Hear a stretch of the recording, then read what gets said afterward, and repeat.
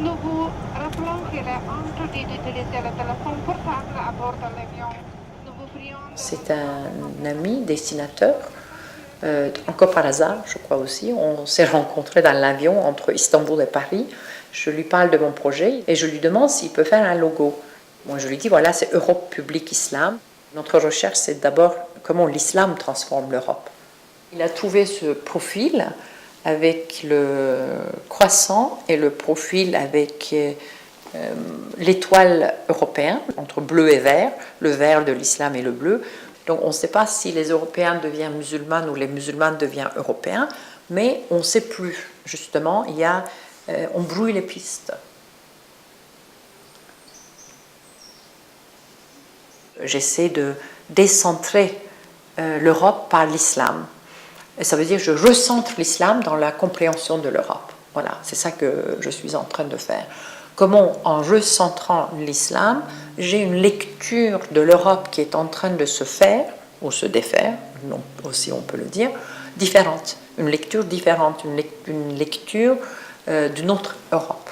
Donc c'est pas, je n'étudie pas les musulmans comme l'autre de l'Europe, mais j'essaie de comprendre l'émergence d'une Europe inattendue. Dans l'islam, il y a des sujets qui sont plus importants, les prescriptions islamiques qui sont plus importantes que les autres. Donc, je ne suis pas partie des polémiques percées, au fond, mais je suis partie de comment on devient musulman en Europe. Et qu'est-ce qui pose problème, qu'est-ce qui crée problème. Par exemple, la viande halal, c'est presque déjà dans les mœurs. C'était un sujet important aussi, mais je ne l'ai pas pris comme une controverse importante. Parce que dans les prescriptions islamiques, peut-être ce n'était pas la chose la plus importante. Tandis que le voile, justement, un sujet qui continue à me prendre en otage, je dirais presque, est un sujet qui continue à vivre, à évoluer. Maintenant, c'est la burqa et tout ça, mais est-ce que c'est une prescription islamique ? Oui et non, parce que effectivement, pour la burqa, par exemple, c'est pas une prescription islamique pour beaucoup. Mais comment, donc il y a les deux faces, que c'est déjà une prescription islamique, et puis après, c'est interprété par les acteurs d'une certaine manière. Tandis que quand vous dites une polémique c'est entre deux acteurs. Donc même le choix de mots controverse, c'est plus public, vous voyez. C'est important ce côté sémantique, comment on tient compte. Dans la sociologie, on parle beaucoup des conflits. Là, dans cette recherche, on a du mal à parler des conflits. Il y a presque quelque chose aussi corporel, confrontation. Confrontation avec un sujet nouveau, avec l'autrui, avec l'étranger qui se présente comme musulman. Donc, une confrontation, il y a quelque chose de corporel et aussi de faire face, donc qui fait appel pas à l'intégrer, mais à se distinguer aussi. Donc, il y a toute une chorégraphie qu'on voulait saisir. Et comment faire la hiérarchie, c'est aussi par intuition. Moi, j'ai toujours cru dans l'intuition, donc ce n'est pas une étude sur les controverses, parce qu'il y a beaucoup de controverses, mais on a choisi certaines de ces controverses comme un fil conducteur pour aller sur le terrain. Donc, on a fait un tri. Et donc, parfois, c'était des bonnes controverses, ce n'est pas toujours la meilleure, peut-être. Parfois, ce n'était même pas important dans les médias. Mais ça nous a aidé à comprendre différemment dans cette chorégraphie un élément qu'on n'avait pas pris compte. Mais en tout cas, je pense qu'il y a un élément d'intuition, ce qu'on appelle l'imagination sociologique. Les controverses suivent donc les 4 thèmes que j'ai choisis.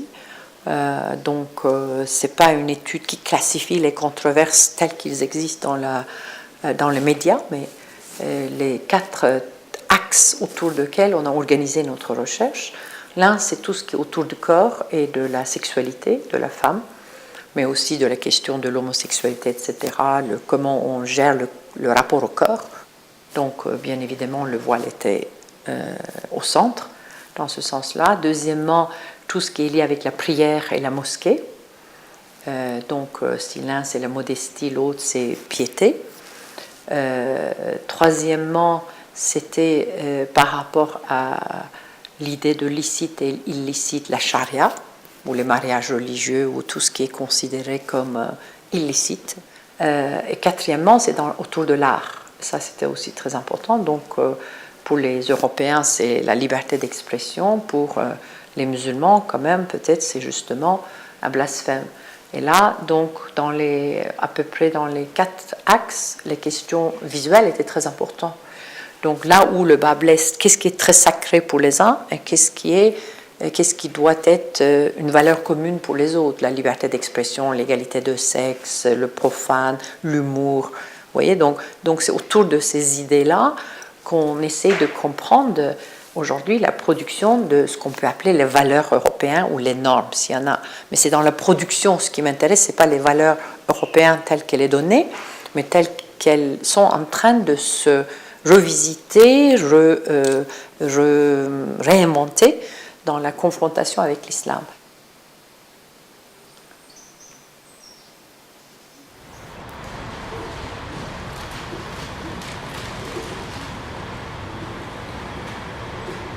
Moi, personnellement, je dois vous avouer avoir vu l'image des chaussures et du tapis quand j'étais dans mon métro à 7h15 du matin. Donc, je n'étais pas très bien réveillé, mais vous avez eu l'effet qu'il fallait, c'est-à-dire que je suis resté les yeux grands ouverts comme ça en me disant « Merde, encore un islamophobe de plus ». Je ne vous le cache pas. Dieu sait que j'ai beaucoup d'humour. Certaines personnes aussi autour de cette table vous le diront. Mais là, très franchement, vous m'avez vexé. Je dois vous l'avouer. Et vous êtes dans la lignée, enfin du moins dans la perception personnelle que j'en ai eue de Val et de l'histoire du turban enflammé, machin, etc. Je trouve ça très dommageable à cette époque de devoir faire ce genre de choses. Sur les chaussures, sur le tapis, la façon dont je l'ai perçu, c'est les chaussures sont, et je pense que c'est pour cela qu'on les retire entre autres avant de rentrer dans une salle de prière, c'est parce que justement elle ramène la souillure de l'extérieur. Moi ça me choque pas du tout. Si à la limite les chaussures auraient été du côté, parce que tu vois là même les chaussures, où est-ce qu'elles se situent? Elles se situent du côté où traditionnellement il y a les pieds. Si les chaussures étaient situées du côté où il y avait la tête, tu vois, je l'aurais interprété d'une autre façon. J'aurais dit oui, là c'est vrai qu'il y a une provocation, etc. Là, pour moi ça pose juste la question de une femme, moi je le prends comme ça, une femme occidentale musulmane qui est dans une mosquée. C'est quoi sa place dans la mosquée? Voilà, je sais pas, les chaussures ne me choquent pas. Les chaussures pour moi, ça fait pas appel à une sorte de femme dépravée. Je porte des talons comme ça. Et j'ai choisi les chaussures rouges à talons qui étaient au carrefour d'énormément d'identités, que ce soit la femme, la prostituée, l'SL, le mâle, le machisme, énormément, pas mal d'identités et identités sexuelles. Et tout en noir, justement je questionne la question de mon corps musulman, aussi parce qu'il est physiquement musulman, on parle en arabe quand je marche dans la rue avec mes chaussures à talons. Je questionne cette possibilité justement d'être avec ces chaussures-là, de mon corps, et jusqu'où je vais pouvoir aller, et jusqu'où ça va plus être possible. Ça pose aussi la problématique de qu'est-ce qui est blasphème pour moi, qu'est-ce qui ne l'est pas. Et même au sein même, je pense, de la façon dont les musulmans ont la façon dont ils vivent leur religion, certains considèrent selon leur degré de savoir de l'islam ou selon leur degré, la volonté qu'ils ont d'interpréter l'islam de cette façon, que ceci est un blasphème ou que cela ne l'est pas. Et qui le décide? L'exposition, j'étais devant la vitrine à essayer de savoir ce que les gens pensaient aussi. Donc, la plupart il y avait pas mal de musulmans qui ont ri, qui ont éclaté de rire. Il y a eu aussi des Belges qui sont passés devant en faisant encore des musulmans. Donc, il y a aussi, il y a tout le sens, ça va dans tous les sens. Hein. Il y a énormément de femmes qui sont passées devant la vitrine et qui ont fait waouh, c'est magnifique. Oui, comme ici. Oui, mais c'est comme ici. Waouh, c'est magnifique. Des femmes musulmanes, tout en famille, avec les enfants. Et au bout de 5 secondes, ah, mais c'est contre l'islam. Et donc il y a ce truc où on a vu une pièce artistique, une pièce belle, et d'un seul coup, on voit la transgression et la transgression qu'on n'a pas vue au tout départ, mais qu'on réinterprète, parce que c'est un lieu musulman, donc on réinterprète l'endroit, on réinterprète la pièce artistique, on ne la met pas que sur un niveau artistique, mais on va la réinterpréter d'une façon musulmane, et on ne va pas du tout l'accepter. Donc du coup, on va se faire... Pour continuer là-dessus, je pense qu'une œuvre artistique n'appartient pas du tout à son artiste. Dès l'instant où en plus c'est dans un endroit public, puisque c'est dans la vision de ce que les gens peuvent voir lorsqu'ils passent dans la rue, qui est quand même un endroit qui appartient à tout le monde. Donc je suis désolé, ça ne vous appartient plus. Moi je trouve que c'est pas du tout stigmatisant, mais peut-être que je la comprends pas bien, enfin je sais pas. Pour ce qui était des caricatures, oui, je trouvais qu'elles étaient stigmatisantes pour les musulmans, puisque c'était des bombes, etc.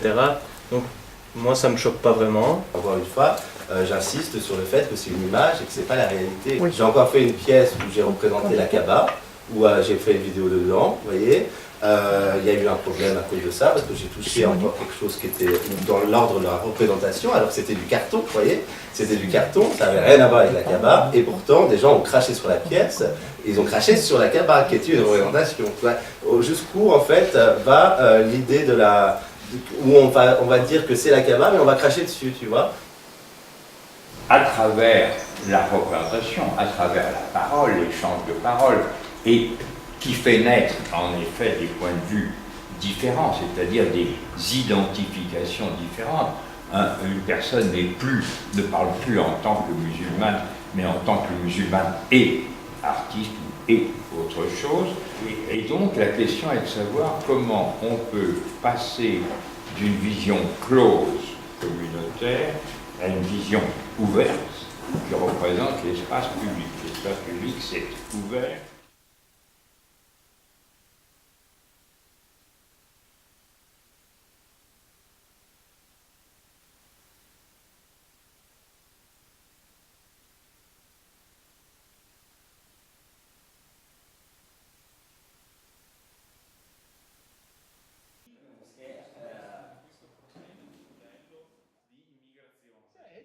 Was complex. It seems that if